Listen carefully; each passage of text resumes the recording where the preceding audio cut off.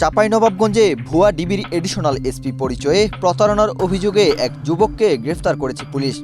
শুক্রবার রাতে জেলার সদর উপজেলার একটি এলাকা থেকে তাকে আটক করা হয়।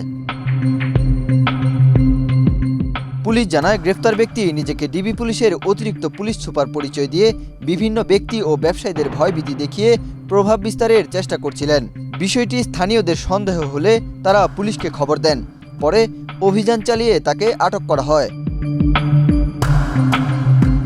আটকের সময় তার কাছ থেকে পুলিশের পরিচয়পত্র সদৃশ কিছু কাগজপত্র, ভিজিটিং কার্ড এবং একটি মোবাইল ফোন জব্দ করা হয়। পদ্মা সেতু, মেট্রো রেল এবং এলিভেটেড এক্সপ্রেসওয়ে নির্মাণের গর্বিত অংশীদার বসুন্ধরা সিমেন্ট। প্রাথমিক জিজ্ঞাসাবাদে তিনি ভুয়া পরিচয় ব্যবহারের কথা স্বীকার করেছেন বলে জানিয়েছে পুলিশ।